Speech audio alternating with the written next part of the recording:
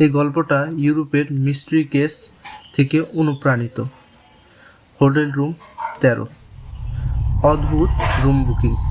Jack নামের এক পর্যটক ইউরোপের একটি ছোট্ট শহরে হোটেল রুম বুক করে। হোটেলটা সাধারণই দেখায়, কিন্তু রিসেপশনিস্ট তাকে বলে, আমরা সাধারণত রুম নাম্বার 13টা দেওয়া থেকে এড়িয়ে চলি। আপনি কি সেটাতেই থাকতে চান? জ্যাক একটু মজা করে বলল, ঠিক আছে, যেটা আছে সেটাই দাও। রুমে ঢুকতেই তার মন খারাপ হয়ে গেল। রুমটা সাধারণ, কিন্তু বাতি নিভছে জ্বলছে, আর বাইরে হালকা ঠান্ডা বাতাস বইছে। সে খেয়াল করল ঘরের কোণে একটা ছায়া তার দিকে তাকিয়ে আছে, কিন্তু ঘর তো ফাঁকা। রাতের খাবারের পরে বেডে শুয়ে পড়ে। হঠাৎ দরজার নিচে থেকে একটি অদ্ভুত কণ্ঠ ফিসফিসানি তার কানে ভেসে আসে। জ্যাক প্রথমে ভাবল এটি কোনো বৃষ্টির শব্দ বা তার কোনো কল্পনা, কিন্তু যখন সে দরজা খুলতে যায়, দরজা থেকে এক অদ্ভুত ঠান্ডা হাওয়া বের হয়ে আসে, যেন কেউ বাইরে দাঁড়িয়ে আছে। গত রাতের ঠান্ডা হাওয়া তার মনে দাগ কেটেছে। রুমের দরজা বন্ধ হলো, আর সে বুঝতে পারে এখান থেকে বের হওয়া সহজ হবে না। হঠাৎ তার মোবাইলে একটি বার্তা এলো।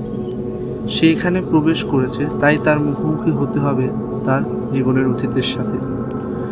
রুমে হালকা আলো বাড়ে, কমে এবং জ্বলে উঠল। দেওয়ালে অদ্ভুত ছবি ভেসে উঠল, ছোটবেলার স্মৃতি, ভুলে যাওয়া মুহূর্ত, তার সমস্ত নিঃশব্দ দুঃখ।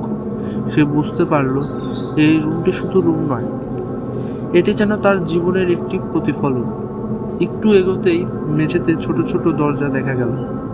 প্রতিটি দরজা তাকে দেখাচ্ছে তার অতীতের বিভিন্ন ঘটনা, অভিজ্ঞতা।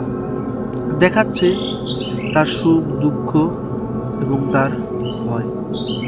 সে থমকে দাঁড়ালো। মনে হলো রুমটা শুধু তাকে দেখছেই না, সে তাকে জানছে এবং বুঝছে। একটি দরজা খুলতেই একটি কণ্ঠর স্বর শোনা গেল, এখানে চুপচাপ দাঁড়িয়ে থেকো না, এগো এবং মুখোমুখি হও সত্যের সঙ্গে। দরজার উপরে লেখা, ভয়কে আলিঙ্গন করো, সত্যকে স্বীকার করো। সে গভীর নিঃশ্বাস নিল।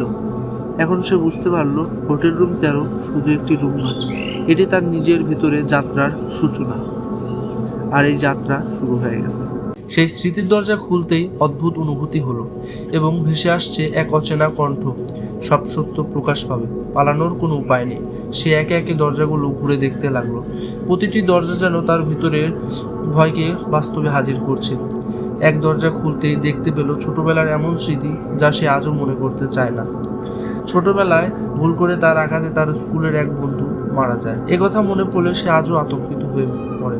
হঠাৎ রুমের মধ্য দিয়ে এক লম্বা আয়না তার সামনে হাজির হলো। সে আয়নাতে নিজেকে দেখলো, কিন্তু নিজের প্রতিফলন নয়, একটি নতুন চেহারা যার চোখে জমে আছে ভয় এবং দুঃখ। সে অচেনা কণ্ঠটা আবার এলো, ভয়কে সরাসরি দেখো, যা তোমাকে কষ্ট দিয়েছে তা মেনে নাও।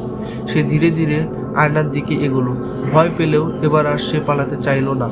চোখের সামনে আসা সব স্মৃতি, ভুল, দুঃখ, কষ্ট, সব কিছু সে গ্রহণ করলো, এবং মনে করলো সেই ছেলেটা মারা যাওয়ার পর যতদিন তার বাবা মা বেঁচে ছিল, গোপনে তাদের সব খরচ সে নিজেই চালিয়েছে। হঠাৎ রুমের বাতাস শান্ত হয়ে গেল ও আলো নরম হয়ে গেল। দরজা থেকে খোলার শব্দ এলো। সে বুঝতে পারল হোটেল রুম 13 জাদু তখনই শেষ হয় যখন তুমি নিজের সত্যকে মেনে নাও। সে ধীরে ধীরে রুম থেকে বের হয়ে এলো। সে বারান্দায় দাঁড়ালো। সে বাইরের সূর্য উঠেছে, এক নতুন সকাল হয়েছে। মনে হলো সে শুধু একটি রুম থেকে বের হয়নি, বরং সে নিজের ভিতরের অন্ধকার থেকে বেরিয়ে এসেছে।